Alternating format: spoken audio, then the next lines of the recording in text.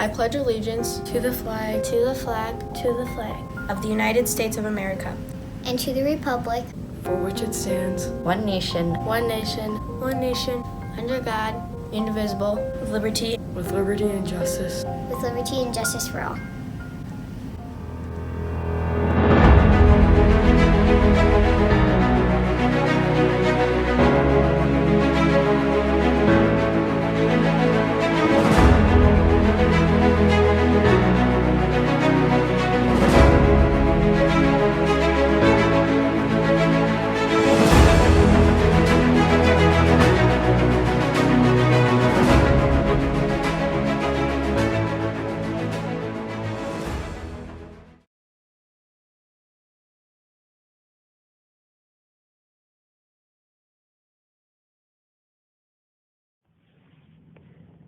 It was at 11 a.m. on November 11th, 1918, that a temporary peace or armistice was signed, and the fighting during World War I came to a halt. A year later, President Woodrow Wilson announced that November 11th would be called Armistice Day in the United States. In 1938, Armistice Day became a national federal holiday. It was a day dedicated to world peace and held in honor of the veterans of World War I. In 1954, Congress decided to change the day to Veterans Day. This day honors America's veterans and active duty service members each year. A veteran is a former member of the armed services or military. Branches of the military include the Army, Navy, Air Force, Marine Corps, and Coast Guard, and veterans may have served during times of war or peace. As we gather today, as one herd, we remember, honor, and celebrate those near and far that fought for our safety, our freedoms, our traditions, and our future. To all the veterans watching this, although we are connecting virtually, our hearts and cheers are beaming with energy today. We gather for you and know that we are so very thankful for your service and sacrifice. Please enjoy the following production, as it is a tribute to you, our veterans.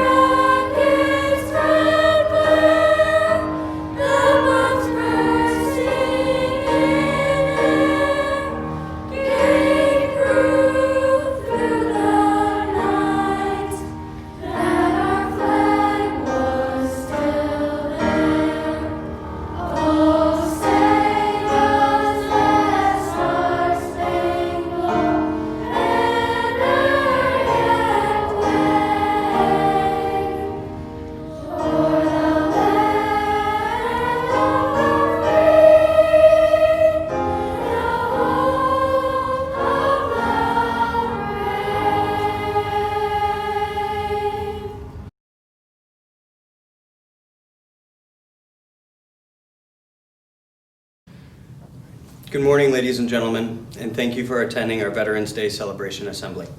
My name is Jim Waters.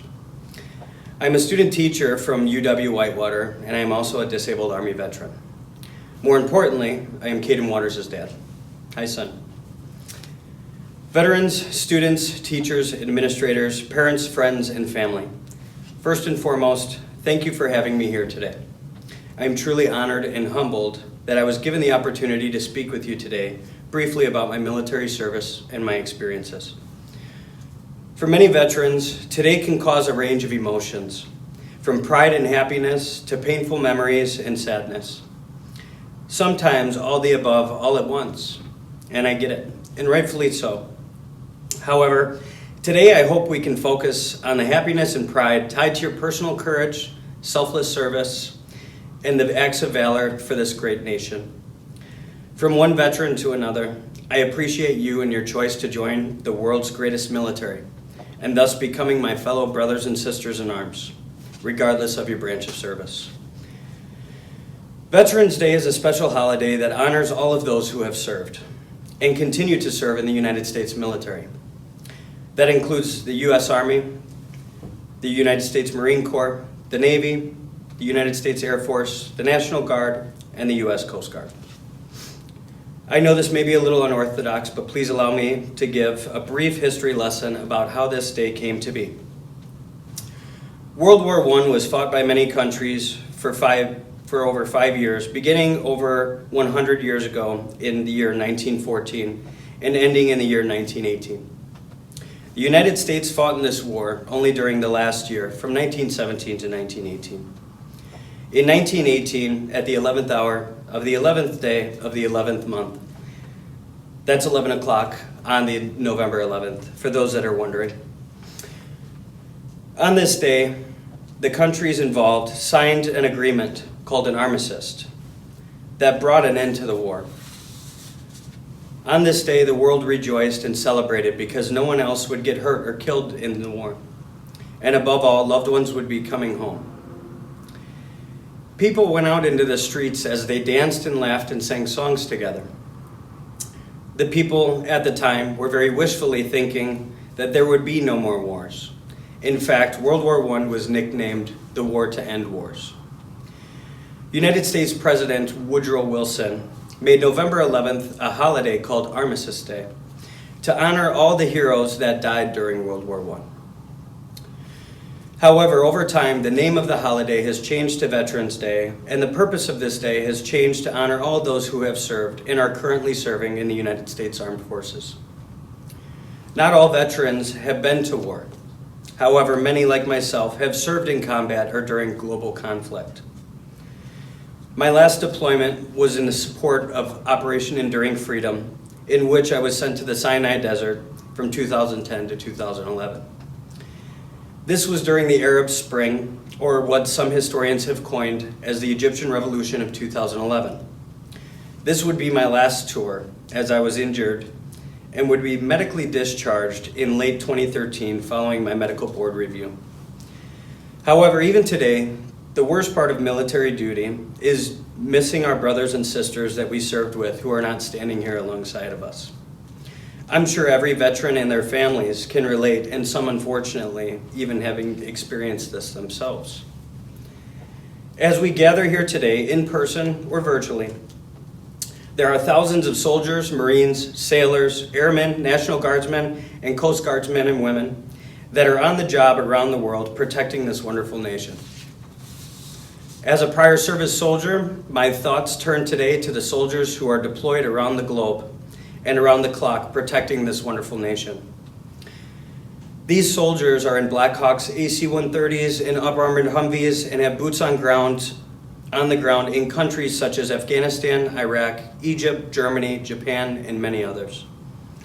They will be there while we are sleeping tonight. They will be there every weekend this year. They will be there every holiday, and possibly even during their own children's birthdays. Undoubtedly, they will be missing their family and friends and loved ones back home. For those veterans here today, please share your stories with others. Let people know what you have done so they can see the many faces of military service within their community and appreciate the personal service and sacrifices of their neighbors. And for those of you who are not veterans, find someone in your life that is a vet. Ask them about their service, or simply say thank you and hug them tight. The more we talk about what we do and the impact military service has in our lives, the better we are able to reflect on our duty and continue to strive for excellence. To all the veterans in attendance today, again from one veteran to another, I sincerely thank you for your selfless service and the personal sacrifices you have made. Each of you has earned and deserves our gratitude and respect. I share the pride you feel being able to say that you have served in the greatest military in the world and have become humbled by your own personal experiences. Thank you for choosing to honor our veterans today and for showing your support to all of our heroes, both past and present. May God bless our veterans. May God bless all of those who are currently serving. May God bless the Elkhorn school family. And of course, may God continue to bless the United States of America. Thank you. America the Beautiful was written by Catherine Bates in 1893. It was the summer she traveled from Massachusetts to Colorado to teach at Colorado College. A trip up Pikes Peak inspired her to write the poem that was later set to music by Samuel Ward. Our arrangement of the song is by Robert Smith. As we honor those who have served our country, let us be inspired to follow their example of giving themselves for the cause of freedom.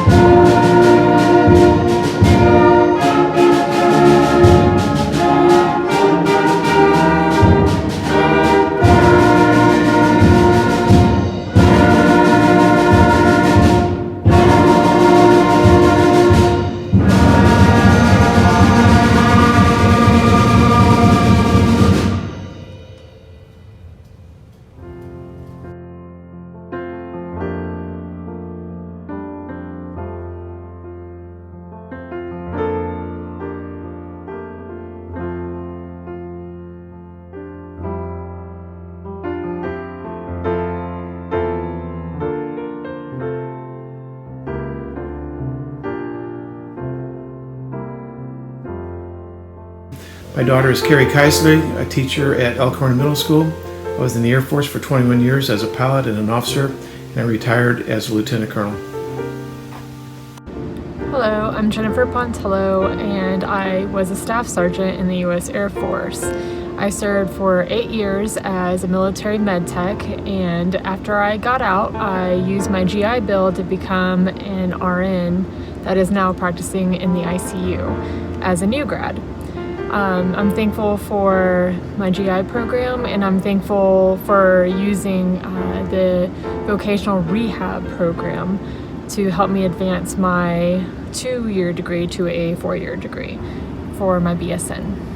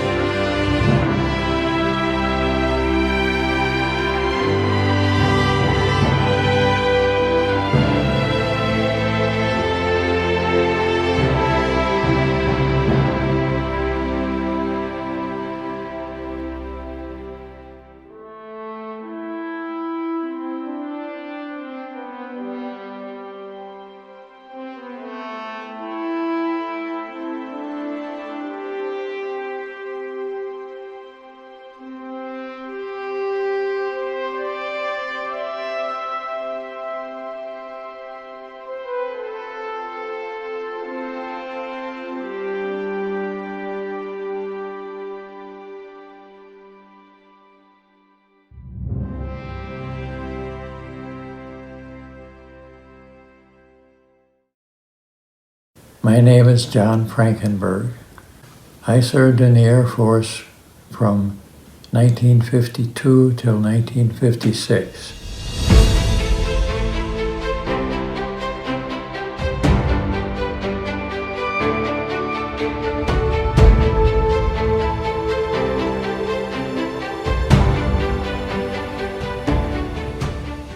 Four years. 2 and 2. 2 years at this one, which was out in the middle of the boonies, nothing to do, beautiful scenery. Then I got sent by mistake to Georgia. Took them 7 weeks to find me and send me back to Texas.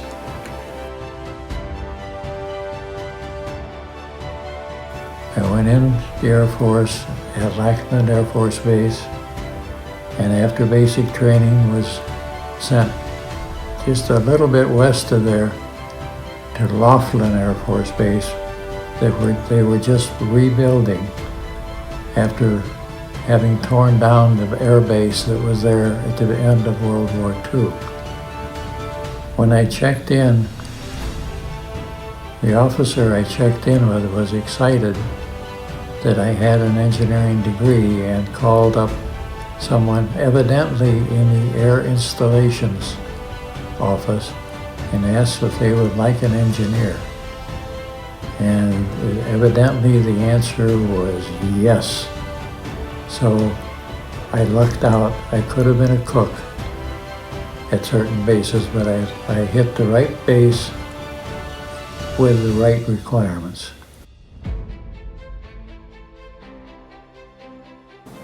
I rode on B-25s that they use for passenger service, and a couple times I rode up in the nose of that, which is all glass and stuff, and that's scary. You're going over the desert, 300 and some miles an hour, you can't see anything. So I got interested in airplanes. During World War II, I was on the radio all the time. And I could tell every aircraft from a picture of what it was. The American aircraft, some British, some German, some Italian, and even after we retired, down in Florida, there are a lot of air shows.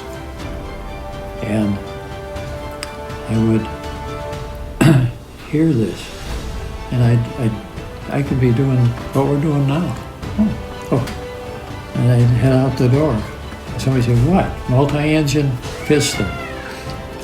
You go out there to see a B-17 or a B-25 or something like that.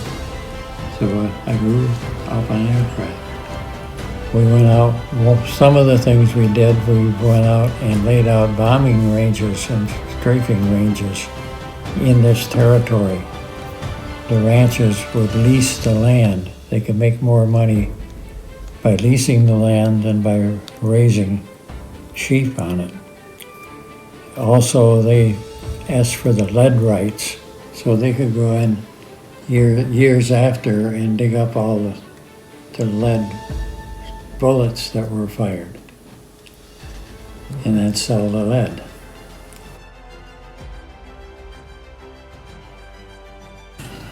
Iwo Jima, the Marine Memorial, was the most impressive, and partly because whoever did it, you can see that he really thought it out and maybe had some connection with it. There are things in the military for anybody.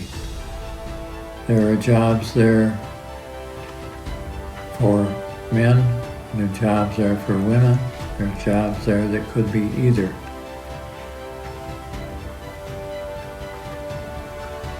There's combat, and that's what people think of in the military, but aside from combat, you need somebody to maintain bases, to do training of people for combat or for other things. You need people to act as a city. You have to have somebody in charge of a base. You need police to take care of problems on the base. You need people to take care of the buildings, the roads. You need people to take care of the soldiers living there. The soldiers or airmen or sailors or Marines.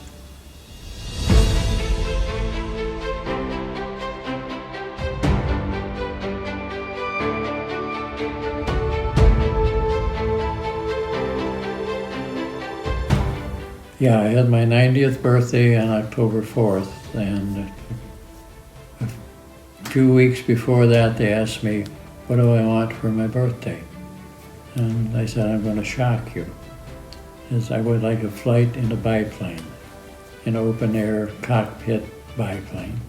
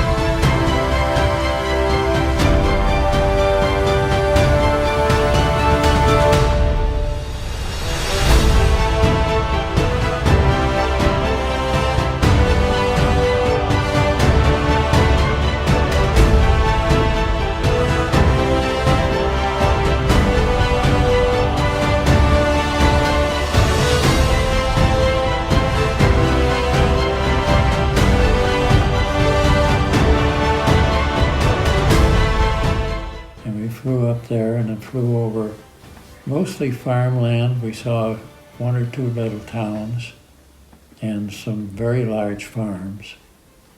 and we were just north of Madison. We flew up the Wisconsin River Valley, and the pilot almost got wet feet a couple of times, I think. He was very close to the water, so we could see things close up.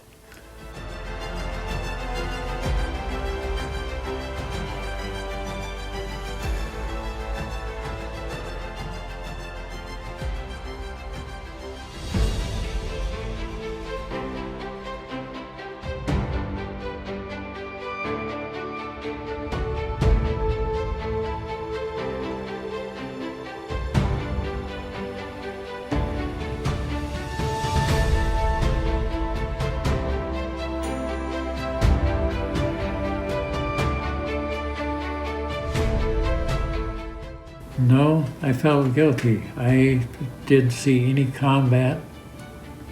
The only dangers I saw were rattlesnakes and scorpions, and the amount of cactus that I drew in, which is not anything compared to what most of the guys went through. Do it. Yes, very definitely get on the honor flight.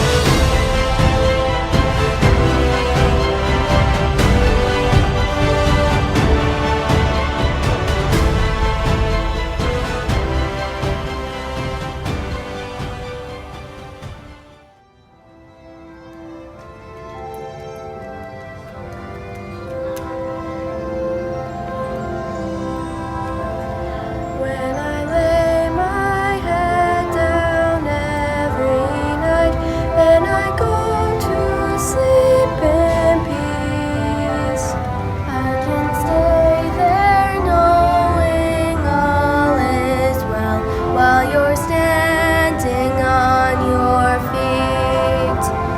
Keeping watch, protecting shore to shore, in the air and oceans too.